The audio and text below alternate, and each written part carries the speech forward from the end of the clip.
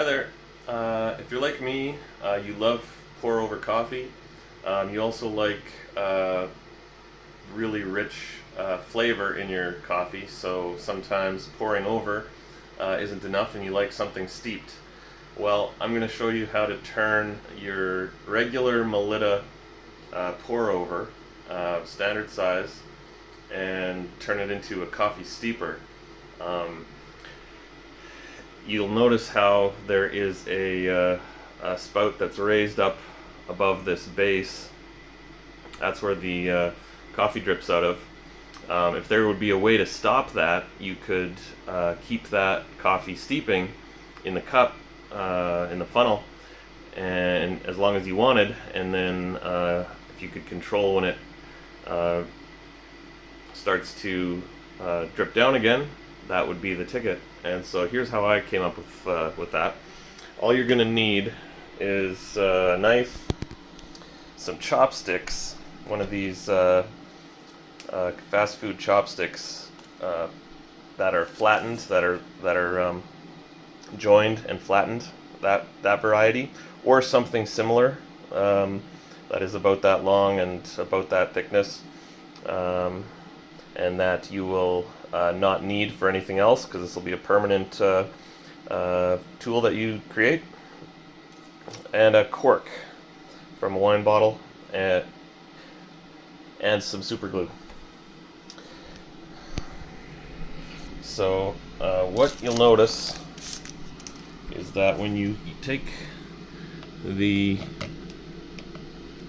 chopsticks, there's about 3 or 4 millimeters above the chopsticks, below the spout. So what I did was cut. You'll see the one that I already cut. I cut off this cork, angled, so that I started giving it less than it needed and ended giving it more than it needed to close that gap of 3 or 4 mils, because I don't know what it was exactly. So if you start leaving about 2 mils and go till about 6 or 7, that'll be sufficient to close that gap when you slide it underneath.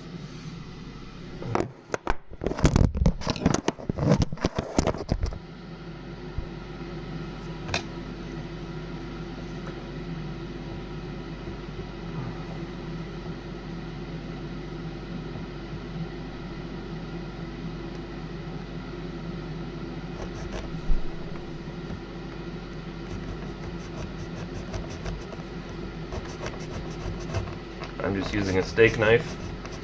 It seems to cut cork well enough. Have to be a bit careful. I should probably be using a cutting board, but it goes through pretty easy. And now you can see that I've got pretty low, narrow end on the front, and it goes up thicker. This cork happens to be molded because I stuck it back in the bottle a few times, so it's kind of molded to 2 different sizes, but you can use the same angle, and it will still cover that distance between 2 to 5 or 6 mils. And then you want to orient your the piece of cork on your chopsticks to be about 4 or 5 centimeters back, because you want to be able to have the chopsticks come out the other end so that it'll balance and stay on the base. So for it to center underneath there, you want the cork to be at least a couple inches, 2 or 3 inches back from the front of the chopsticks. It's not really important to get anything exact, but and then you just add some super glue. It can be any kind of glue you want. I'm using E6000.